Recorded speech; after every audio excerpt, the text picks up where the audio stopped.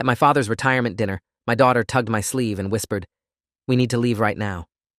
Minutes later, in the parking lot, she unlocked her phone and trembled. "Look what I found in Grandpa's office." I called the FBI. What they uncovered destroyed my entire family. My daughter's hand was ice cold when she grabbed my wrist under the tablecloth. I was mid-bite into a $200 filet mignon, listening to my father's business partner give a toast about integrity and legacy, when Lily leaned close enough that I could smell the strawberry shampoo in her hair. Her voice was barely a whisper, but it cut through the clinking glasses and polite laughter like a knife. "Dad, we need to leave. Right now. Don't ask questions." She was 17 years old, an honors student, captain of the debate team, the kind of kid who never caused trouble. The kind of kid who didn't interrupt her grandfather's retirement dinner with panic in her eyes. I looked at her face and saw something I'd never seen before in my daughter. Pure, unfiltered terror. Not the dramatic teenage terror of missing a deadline or fighting with a friend. This was different.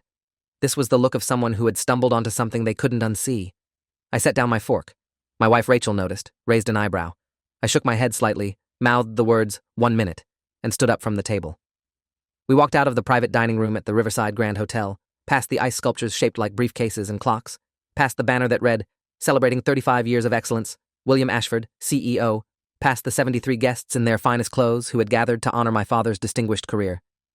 Lily didn't say a word until we were through the lobby, past the valet stand, standing in the far corner of the parking garage where the overhead lights flickered and the concrete walls muffled the sounds of the celebration happening 5 floors above us. She pulled out her phone. Her hands were shaking so badly she almost dropped it twice. "I went to use the bathroom," she said, her voice cracking. "But the one near the dining room had a line. Someone told me there was another one down the hall, near the offices the hotel let Grandpa use for the event." She looked at me with tears forming in her eyes. "The door to his office was open, Dad. His laptop was on the desk. I wasn't snooping, I swear. I just saw something on the screen and I couldn't look away." She turned the phone toward me. The screen showed a photograph of his laptop display. What I saw made my stomach drop through the floor of the parking garage. The image showed an email chain. The subject line read, "Shipment 14, Final Arrangements." Below it were names, dates, and numbers. But these weren't business metrics or shipping manifests for my father's import company. These were names of people, girls, ages listed next to each one, 14, 15, 16. There were photos attached to the email thread, small thumbnails visible in the preview pane. Young faces, scared eyes. "Dad," Lily whispered. "What is this?" I couldn't speak. I enlarged the photo on her screen, hoping I was misreading it, hoping the dim parking garage light was playing tricks on my eyes. But the words were clear. Pickup location, Warehouse 7, Port of Long Beach. Delivery timeline, 72 hours. Payment received, $340,000. There were coordinates. There were instructions about documentation, about avoiding certain inspection schedules, about a contact named Bishop who would handle the transition. My father's email signature was at the bottom of the thread. William R. Ashford, CEO, Ashford Global Logistics. The company he'd built from nothing. The company that had paid for my college education, my wedding, the down payment on my house. The company I'd believed was shipping machine parts and textiles across the Pacific. I'd been working as a high school history teacher for 18 years when my father announced his retirement. He was 68 years old, successful beyond anything our family could have imagined when he'd started the company in a rented warehouse with 2 employees and a single shipping container. He'd grown Ashford Global Logistics into a mid-sized import operation with offices in 3 countries, a fleet of trucks, and contracts with manufacturers across Asia. My mother had passed away 6 years earlier, and since then, my father had thrown himself even deeper into the business. The retirement party was supposed to be his victory lap, his moment to hand over the reins and enjoy the fruits of his labor. I'd believed every word of the narrative he'd constructed. The self-made man, the immigrant son who built an empire through hard work and determination, the grandfather who spoiled Lily and her younger brother Oliver with gifts from his travels, who told stories about the exotic places he'd been, the interesting people he'd met. I'd believed all of it because, why wouldn't I? He was my father. He'd coached my little league team. He'd walked my wife down the aisle when her own father couldn't make it due to illness. He'd held my children as infants and cried with joy. How do you reconcile that man with what I was looking at on my daughter's phone? I stood in that parking garage for what felt like hours, but was probably 2 minutes. My mind kept trying to find an innocent explanation. Maybe it was a joke. Maybe he'd been hacked. Maybe I was misunderstanding the context. But Lily had scrolled through more of the photos before showing me. There were shipping documents with his signature. There were wire transfer confirmations. There were messages discussing merchandise and inventory in language that made my skin crawl. This wasn't a misunderstanding. This was evidence. Evidence of something monstrous. "Dad, what do we do?" Lily asked. She was crying now, silent tears streaming down her face. "That's Grandpa. That's his email. Those are little kids in those photos." I pulled her into a hug because I didn't know what else to do. My brain was short-circuiting, trying to process the incomprehensible.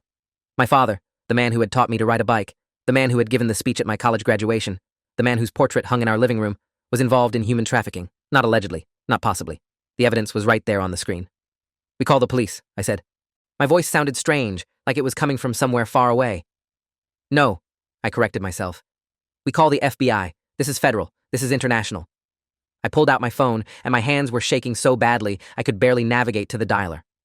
I found the number for the FBI field office in Los Angeles. It was 8:47 on a Saturday night. I didn't expect anyone to answer. A recorded message gave me options. I pressed 0. More recordings. I pressed 0 again. Finally, a human voice. "FBI Los Angeles field office. How can I direct your call?" I realized I had no idea what to say. "How do you report your own father for crimes against humanity?" "I need to report a human trafficking operation," I heard myself say. "I have evidence. Photos, emails, shipping documents. It's active. I think there's a shipment happening soon." There was a pause. Then the voice became sharper, more focused. "Sir, can I get your name?" I gave it. "Where are you located right now?" I gave the hotel address. "Sir, I'm going to transfer you to a duty agent. Please stay on the line. Do not hang up." Music played. Hold music, soft jazz, completely inappropriate for the moment. Lily stood beside me, hugging herself, looking up at the ceiling like she was praying. A new voice came on the line. Male, authoritative, with the clipped efficiency of someone trained to process emergencies. "This is Special Agent David Reyes. I'm the on-call agent for the Los Angeles field office. I understand you have information about a possible human trafficking operation." I told him everything. About the retirement party. About my daughter finding the laptop. About the emails, the names, the ages, the photos. I told him my father's name, his company, his position. I could hear typing in the background. Occasional sharp intakes of breath. When I mentioned the coordinates and the shipment timeline, the typing stopped. "Sir, I need you to listen very carefully. Where is your father right now?" "Upstairs, 5th floor, private dining room, his retirement party." "How many people are at this event?" 70-something, maybe 80. "Is your father aware that his laptop was accessed?" "No, I don't think so. My daughter just took photos and left." More typing. A muffled conversation in the background. Then Agent Reyes came back on. "Mr. Ashford, I need you to do something very important. I need you to go back to that party and act completely normal. Do not alert your father. Do not confront him. Do not let anyone know something is wrong. Can you do that?" The next 45 minutes were the longest of my life. I sent Lily to wait in our car, gave her the keys, told her to lock the doors, and not open them for anyone except me. Then I walked back into the hotel, back through the lobby, back past the ice sculptures and the celebration banner, back into the private dining room where my father was now standing at the podium telling stories about his early days in the business. I took my seat next to Rachel. She grabbed my hand under the table. "Everything okay? You were gone a while." I squeezed her hand, forced a smile. Lily wasn't feeling well. I sent her to the car to rest. Rachel nodded, turned her attention back to my father's speech. I watched him up there, this man I'd known for 46 years, and tried to reconcile the grandfather telling jokes about his first failed shipment with the monster revealed in those emails. He was good. He was so good. His smile reached his eyes. His voice carried warmth and humor and humility. He thanked his employees, his partners, his family. He looked directly at me and raised his glass. "To my son Daniel, who chose to change lives through teaching rather than join the family business. I've never been more proud of anyone." The room applauded. I raised my glass and somehow kept my hand steady. At 9:34, my phone buzzed. A text from an unknown number. "Agents arriving in 5 minutes. Exit through the kitchen. Do not alert your father. We will handle the rest." I leaned over to Rachel and whispered that Lily was really feeling sick, that we needed to leave. She looked concerned but nodded. We made our way around the edge of the room, stopped to say a quick goodbye to a few family members, made excuses about Lily catching a stomach bug. My father was surrounded by well-wishers. I caught his eye across the room and gave a small wave. He smiled, mouthed the words, "Call me tomorrow," and turned back to his admirers. That was the last moment I saw my father as a free man, the last moment before everything exploded. Rachel and I walked through the kitchen, past the line cooks and servers, out a back door that led to a loading area. 2 black SUVs were waiting.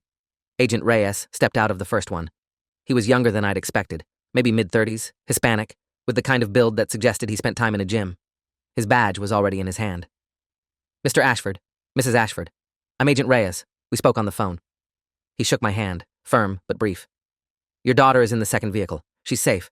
I need to ask you both a few questions, and then we're going to need you to stay here while we execute the operation." Rachel's face had gone white. She looked at me, then at the agents, then back at me. "Daniel, what is happening? What operation?" I took her hands in mine, looked into her eyes. We'd been married for 21 years. I'd never kept a secret from her. Not once. Rachel, there's no easy way to say this. My father is involved in something terrible, something criminal. Lily found evidence on his laptop. Her expression cycled through confusion, disbelief, and finally a strange kind of recognition. Like a piece of a puzzle she hadn't known she was assembling suddenly clicked into place. Those trips, she whispered. The ones he took alone. The times he was unreachable for days. The gifts that always seemed too extravagant. She looked at Agent Reyes. What did he do? Agent Reyes's jaw tightened. Ma'am, your father-in-law appears to be connected to an international human trafficking network. The evidence your daughter photographed matches intelligence we've been gathering for 18 months. We believe there's an active shipment en route to the port of Long Beach right now. Young women from Southeast Asia. If your daughter hadn't found that laptop tonight, those girls would have been delivered to buyers across the country by the end of the week. The next 6 hours were a blur of interviews, evidence gathering, and slowly dawning horror. Agent Reyes and his team took us to the FBI field office downtown. Lily gave a statement about exactly what she'd seen on the laptop, where she'd been standing, how long the office door had been open. A forensic technician examined her phone, extracted every photo she'd taken, zoomed in on details I hadn't noticed. Email addresses, account numbers, names I didn't recognize, but that made the agents exchange significant looks. Bishop, one agent said to another. That confirms the Tacoma connection. They showed us photos from their own investigation. Surveillance shots of my father meeting with men I'd never seen. Photos of the warehouse at the port that matched the coordinates in the email. Photos of shipping containers being loaded at night under minimal lighting. They'd been watching him for months. They just hadn't had enough evidence to move. Until Lily walked into that office. Your daughter may have just saved 14 lives, Agent Reyes told me around 2 a.m. The shipment she saw documented? We intercepted it 3 hours ago at the port. 14 young women between the ages of 13 and 19. They'd been in transit for 4 days with minimal food and water. Some of them were in critical condition, but they're alive. They're safe. Because of what your daughter did tonight. The arrest happened at 3:17 in the morning. I watched it on a monitor in the field office, live footage from body cameras worn by the tactical team. My father was in a hotel suite, the same hotel where his retirement party had been held. He'd stayed to celebrate with close friends. He was wearing the same suit he'd given his speech in, the same tie my children had bought him for his birthday. When the agents kicked in the door, he didn't run, didn't fight. He just sat down heavily on the bed and put his head in his hands, like he'd been waiting for this moment, like he'd known it was coming. William Ashford, an agent's voice came through the speakers. You're under arrest for conspiracy to commit human trafficking, transportation of minors for sexual exploitation, wire fraud, and money laundering. You have the right to remain silent. Anything you say can and will be used against you in a court of law. I watched them cuff my father's hands behind his back, watched them lead him through the hotel lobby past the same banner that had celebrated his legacy, watched them put him in the back of a federal vehicle. My wife stood beside me, gripping my arm so hard I'd have bruises the next day. My daughter sat in a chair across the room, wrapped in a blanket an agent had given her, staring at nothing. The investigation that followed exposed a nightmare I couldn't have imagined. Ashford Global Logistics had been a front for human trafficking for at least 12 years. My father wasn't just involved. He was the mastermind of the West Coast operation, known in communications by the codename Chancellor. The FBI brought in experts from their Civil Rights Division, specialists in human trafficking cases. Agent Mariana Castellanos, a 22-year veteran who'd worked trafficking cases across 3 continents, became our primary point of contact. She was small, precise, with silver-streaked hair and eyes that had seen too much suffering to still hold any illusions about human nature. Your father exploited his legitimate shipping business to create a pipeline, she explained during one of our many meetings. He would use real cargo shipments as cover, import a container full of textiles, and hidden inside would be a sealed compartment with victims. The documentation was perfect because it was real. His company had an impeccable reputation. Customs rarely flagged his shipments for secondary inspection. She showed us charts, timelines, financial records. My father had moved an estimated 300 victims over 12 years. The majority were women and girls from Vietnam, Cambodia, and the Philippines. They'd been promised jobs as domestic workers, nannies, hotel staff. Instead, they'd been sold into forced labor and sexual slavery across the United States. The FBI executed search warrants on every property my father owned. His house, his offices, a vacation cabin in Big Bear I'd visited dozens of times for family holidays. At the cabin, they found a hidden room behind a false wall in the basement. It contained a bed, a toilet, and nothing else. The forensic team found DNA evidence from multiple victims who had been held there, some for weeks at a time, before being moved to their final destinations. Agent Castellanos showed me photos of that room. Bare concrete walls, a single overhead bulb, chains bolted to the floor. We believe he used this as a holding facility, she said quietly, a place to keep particularly valuable merchandise when buyers weren't ready. Merchandise. That's how my father had referred to human beings in his emails. Inventory, product, units. The dehumanization was complete and systematic. I went home that night and threw up until there was nothing left in my stomach.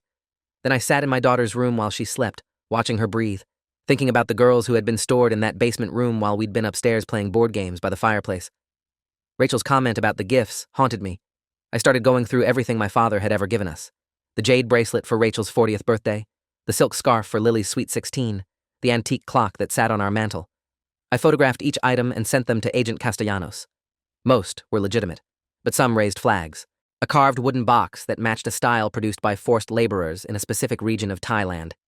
A rug that appeared in the inventory list of a business connected to money laundering. We donated everything that could be traced to illicit origins. The FBI helped coordinate with victim advocacy organizations. It felt like nothing, less than nothing, but it was all I could do. The trial began 11 months after the arrest. My father pleaded not guilty to all charges. His defense attorney, a high-priced specialist named Gordon Blackwell, argued that my father had been deceived by his business partners, that he'd had no knowledge of the trafficking operation, that the evidence had been planted by rivals looking to destroy his company. It was a desperate strategy, and it failed spectacularly. The prosecution brought witness after witness, former employees who'd been suspicious but afraid to come forward, financial analysts who traced money flowing from my father's accounts to known trafficking networks, customs officials who testified about the paperwork irregularities they'd been pressured to overlook. And then there were the victims. 14 women who'd been rescued from the shipment my daughter had exposed testified via video link. Their faces were obscured, their voices altered, but their words were devastating. They described being recruited with promises of legitimate work. They described the terror of the journey, packed into containers with no light and barely enough air. They described being told they now owed debts they could never repay, that their families would be harmed if they didn't comply. One woman, identified only as Witness K, had been held in the Big Bear cabin for 3 weeks before being sold to a buyer in Phoenix. She described my father visiting the facility, inspecting the merchandise, approving transactions. She identified his voice from recordings played in court. She identified a distinctive watch he always wore, a gold Rolex with a custom engraving. She identified the smell of his cologne. When she finished her testimony, several jurors were crying. The defense had no meaningful response. My father never took the stand. His attorney advised against it, and he followed that advice. But near the end of the trial, during a recess, I found myself alone with him in a courthouse conference room. A guard stood outside the door, but for 5 minutes, it was just us, father and son, separated by a table and 46 years of lies. "You really didn't know," he said. It wasn't a question. His voice was tired, flat, stripped of the warmth I'd heard all my life. "How could I have known? You were my father." He laughed, but there was no humor in it. "I thought I was protecting you, keeping you clean. When you chose teaching over joining the business, I was relieved. I wanted you to have a life you could be proud of, a life that wasn't built on this." I stared at him, trying to find some trace of remorse, some flicker of humanity. 300 people, Dad. Maybe more. Girls younger than Lily. How could you do that? How could you live with yourself? He looked at me then with eyes I didn't recognize. Cold, calculating, empty. "Everyone has a price, Daniel. Everyone can be bought. The only question is whether you're the buyer or the product. I chose to be the buyer." The guard opened the door. Our time was up. I walked out of that room and never spoke to my father again. The jury deliberated for 9 days. Longest 9 days of my life. Lily had missed 3 weeks of school for the trial. Rachel had taken leave from her job as a physical therapist. My younger brother, Christopher, who'd worked at Ashford Global Logistics for 15 years, had been questioned extensively, but ultimately cleared of involvement. He'd truly known nothing. But his career was destroyed. The company was seized, liquidated to pay victim restitution. Every employee lost their job. The Ashford name, which I'd carried with pride for 46 years, became synonymous with the worst kind of human evil. On the final day of deliberation, I sat in the gallery with Rachel, Lily, Oliver, and Christopher. We didn't speak. Couldn't speak. When the jury finally filed back in, the foreman's hands were shaking. Guilty. Guilty on 38 of 42 counts. Conspiracy to commit human trafficking, transportation of minors for sexual exploitation, wire fraud, money laundering, racketeering, obstruction of justice. The judge scheduled sentencing for 60 days later. Federal guidelines recommended 240 to 360 months. My father was 70 years old. Even the minimum sentence meant he would die in prison, which is exactly what happened. The sentencing hearing was packed. Victim impact statements filled an entire day.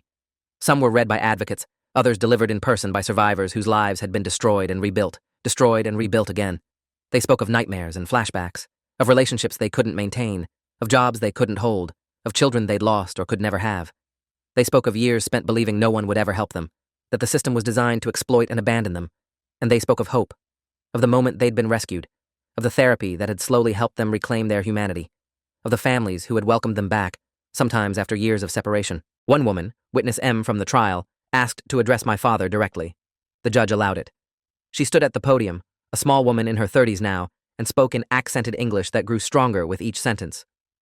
"You took 4 years of my life," she said, looking directly at my father. "You took my childhood. You took my ability to trust. You made me believe I was nothing, less than nothing, just a thing to be used and discarded." She paused, and when she continued, her voice was steady as steel. "But I am not nothing. I survived. I have a job now, a home, a life you cannot touch. And you? You will die alone in a cage, knowing exactly what you did to earn it. That is justice."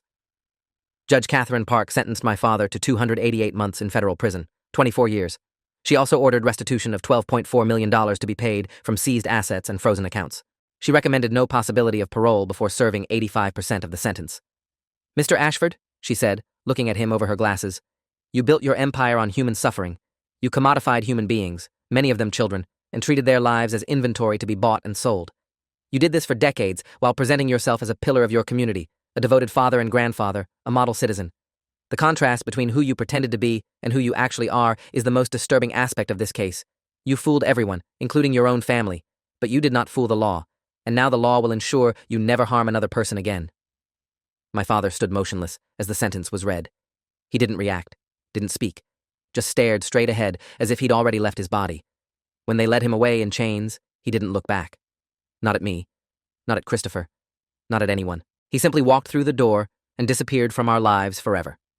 The aftermath was a slow, grinding process of rebuilding everything we'd thought we knew.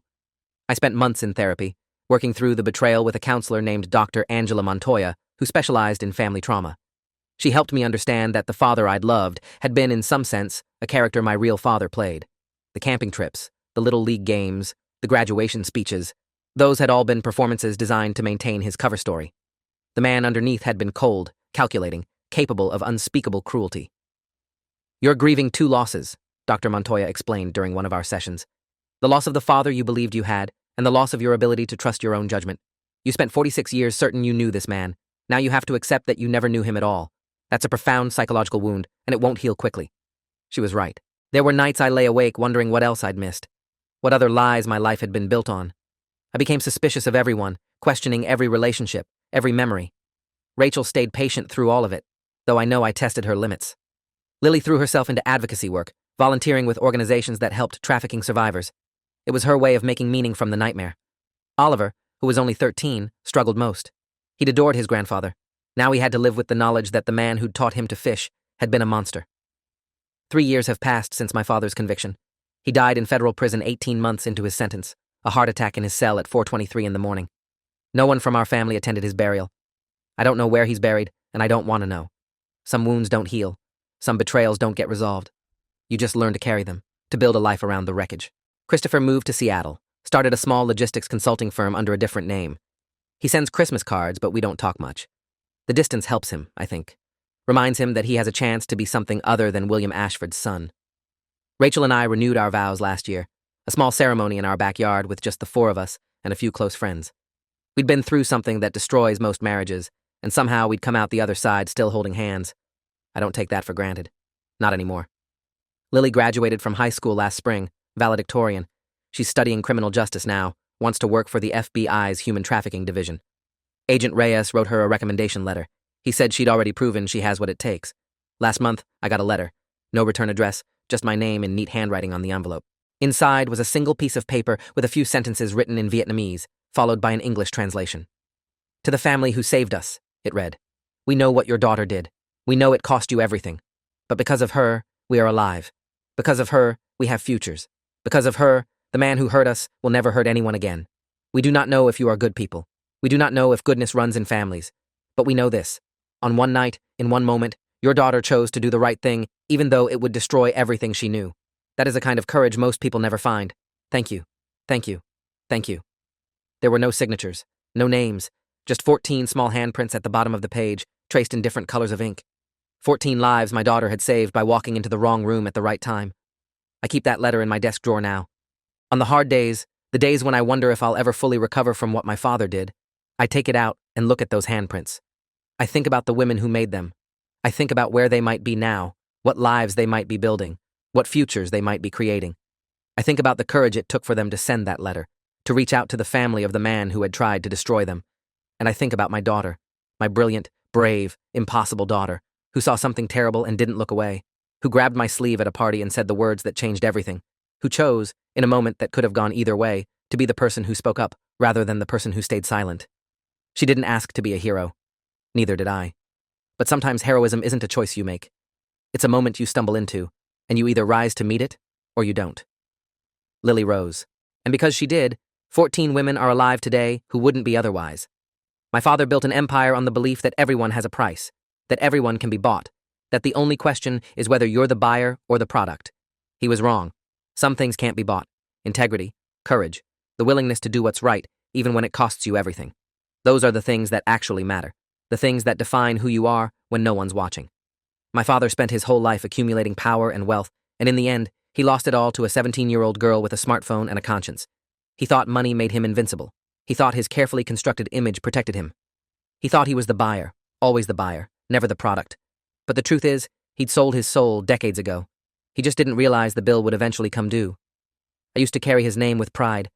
Now I carry it as a reminder that goodness isn't genetic, that legacy isn't inherited, that the only way to build something meaningful is to build it yourself, one honest choice at a time.